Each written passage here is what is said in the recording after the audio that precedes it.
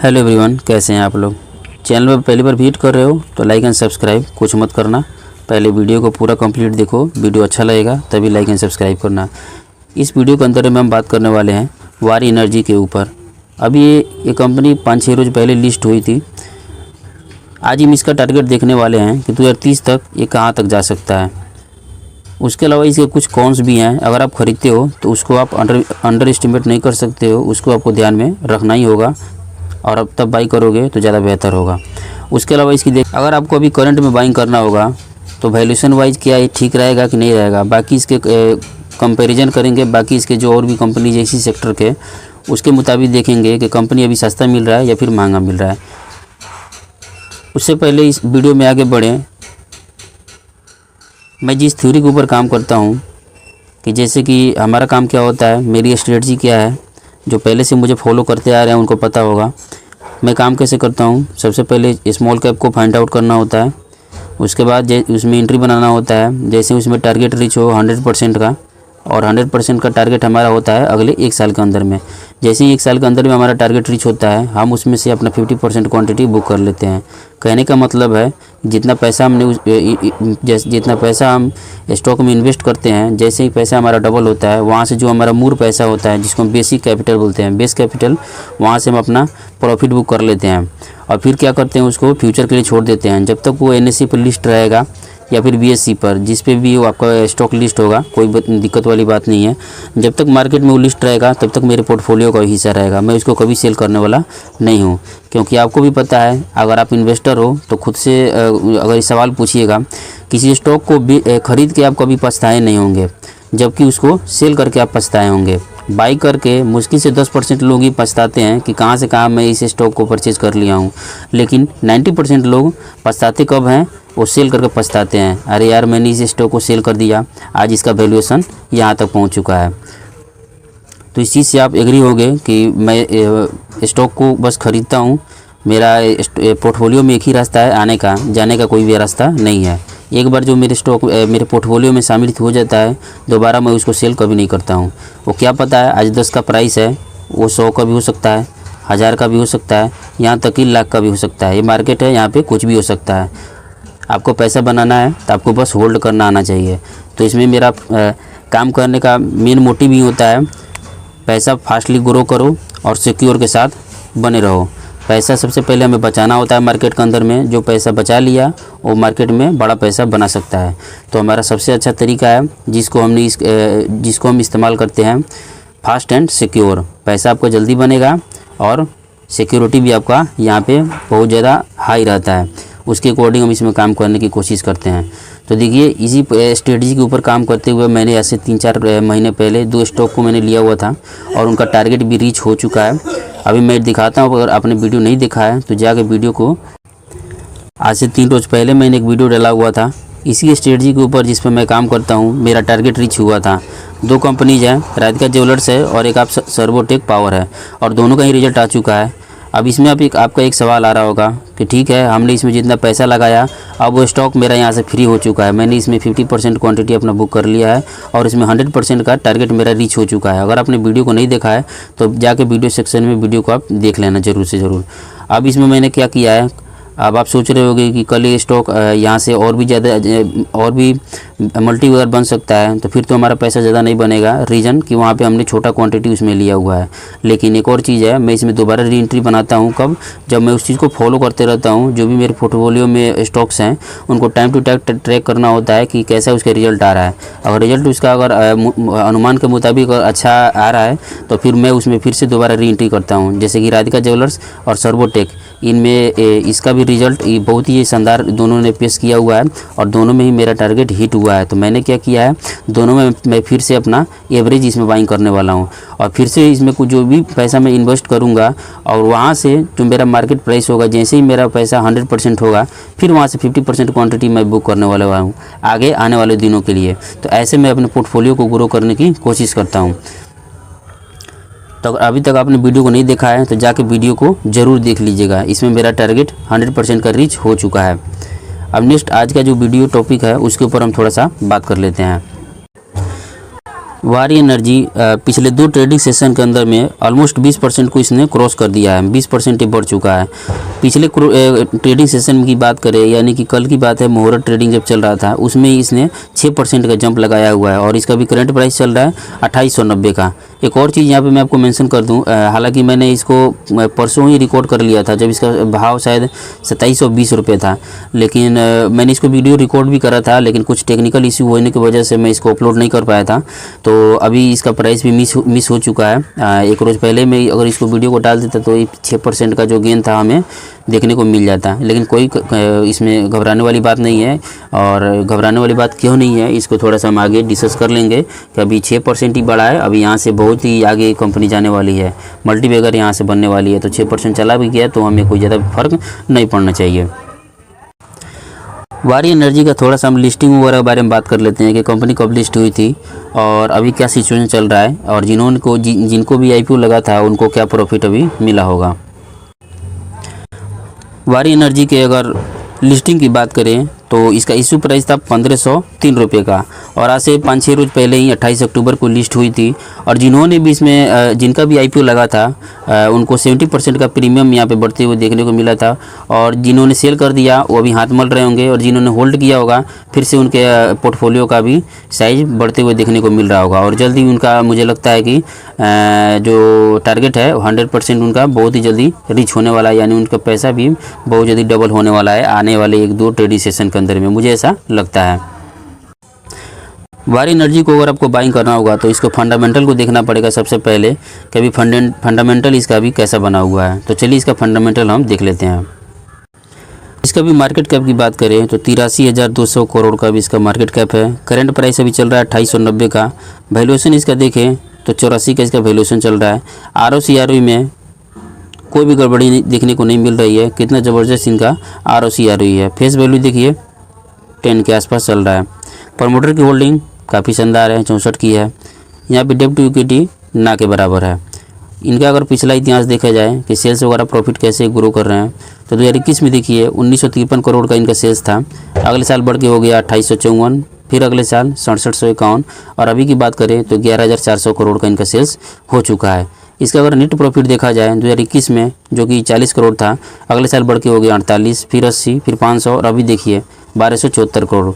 कैसे अपने पैसे को ये डबल कर रहे हैं। अब इनके थोड़ा होल्डिंग पैटर्न को देख लेते हैं कि इनके पास कितना होल्डिंग पड़ा हुआ है। प्रमोटर अभी 64% का स्टेक लेके बैठा हुआ है। FI ने भी इसमें अप्लाई किया था और उनको लगभग 2.25% का इसमें हिस्सेदारी मिला हुआ है। DI की बात करें तो 3% इनको मिला है।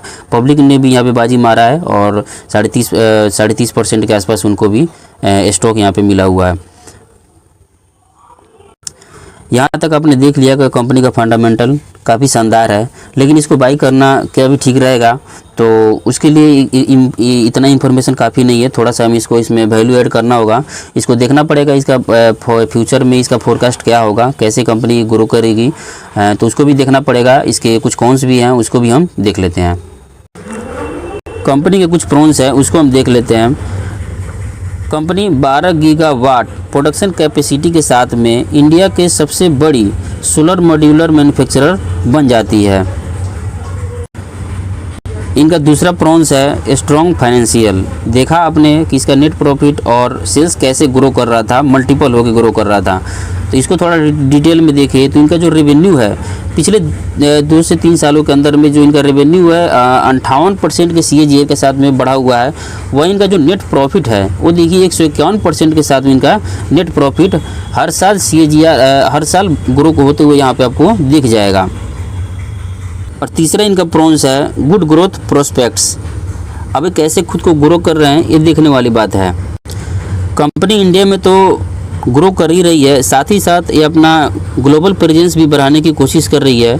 और इंडिया से बाहर जैसे यूरोपियन यूनियन की कुछ कंट्रीज़ हैं, मिडिल ईस्ट की कुछ कंट्रीज़ हैं, यहाँ तक कि यूनाइटेड स्टेट में भी इन्होंने अपना एक फैसिलिटी बैठा रखा है और ख़ुद को वहाँ से ऑपरेट करने की कोशिश कर रहे हैं, यानी कि खुद को एक्सपेंड कर रहे हैं। हमारे इंडिया में नहीं, अदर कंट्रीज़ में भी खुद को अपने बिजनेस को अपने काम को बढ़ाने की भरपूर प्रयास में लगे हुए हैं। यहाँ तक तो हमने इसका देख लिया, कुछ प्रॉन्स था, कुछ कॉन्स भी हैं। अगर ख़रीद रहे हो तो थोड़ा उसको भी आप ध्यान में तो रखना ही पड़ेगा। तो कॉन्स भी इसको देख लेते हैं कि क्या क्या इसके कॉन्स है। सबसे पहला कॉन्स है इनका वेरी कम्पिटिटिव इंडस्ट्री। जो इंडस्ट्री है बहुत ही ज़्यादा इसमें कंपटीशन है। अगर इसकी बात करें कंपनी का करंट सिचुएशन के बारे में, तो इसका मार्केट शेयर देखिए 21% का इसका मार्केट शेयर अभी बना हुआ है, जो कि सबसे जिसकी वजह से कंपनी सबसे बड़ी बन जाती है इस सेक्टर के अंदर में।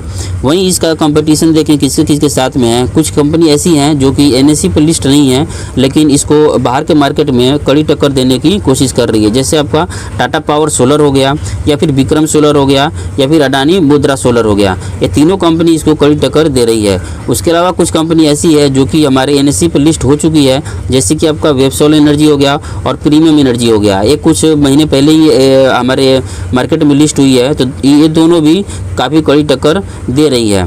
और दूसरा इसका कॉन्स की बात करें तो रिस्क टू ग्रोथ। अब रिस्क किसी भी प्रोडक्ट को बनाने के लिए कोई भी प्रोडक्ट बनता है तो उसमें रॉ मटेरियल का सबसे बड़ा रोल होता है। तो इसका रॉ मटेरियल देखिए कहाँ से आता है, नाम देख रहे हो कितना शानदार नाम है इसका। यहीं से इसका रॉ मटेरियल ज़्यादा यहाँ पे इंपोर्ट करने की कोशिश करते हैं। तो कल हो के अगर चाइना से हमारा कोई अगर टेंशन बढ़ता है तो हो सकता है आपको किसी प्रकार का इंपोर्ट रिस्ट्रिक्शन लगा दे, या फिर अगर कोई किसी प्रकार का टैरिफ लगा दे, तो फिर कंपनी के लिए काफ़ी घातक सिद्ध हो सकता है। इवन इसके लिए नहीं, इस सेक्टर के अंदर में जितनी भी कंपनीज हैं, अगर प्रॉब्लम क्रिएट होगा तो सबके लिए होगा, सिर्फ इसी के लिए नहीं होगा। तो क्या हमें ये कॉन्स के ऊपर ज़्यादा ध्यान देना चाहिए? अगर मेरा निष्कर्ष पूछोगे तो मैं क्या जवाब दूंगा, तो मेरा निष्कर्ष भी सुन लो। देखिए, कोई भी बिजनेस होगा, बिजनेस है तो कंपटीशन है। कोई ऐसा बिजनेस नहीं है कि जहाँ पे किसी का कोई कंपटीशन नहीं है। हाँ, कहीं पे थोड़ा सा ज़्यादा है, कहीं पे थोड़ा सा कम है। लेकिन अगर इसकी बात करें, कंपटीशन होने के बावजूद भी अभी जिस प्रकार से इसका डिमांड है, ग्रीन एनर्जी के ऊपर कंपनी काम करती है, आपको ऑलरेडी पता है। तो इस सेक्टर की कोई भी कंपनी हो, छोटी बड़ी XYZ, अगर इसमें ज़्यादा ध्यान दोगे तो फिर दिक्कत वाली बात हो जाएगी। इनका कंपटीशन भी होगा तो नो डाउट इनको बढ़ते यहाँ से देर नहीं लगेगा। अभी काफ़ी ज़्यादा गैप इसमें बना हुआ है जो कि इनको फिल करना है। तो जितने भी इस सेक्टर की कंपनीज हैं, अगर प्रॉब्लम कल हो के चाइना क्रिएट करेगा तो सबके लिए होगा, सिर्फ इसी के लिए नहीं होगा। और बिजनेस है तो कंपटीशन होगा।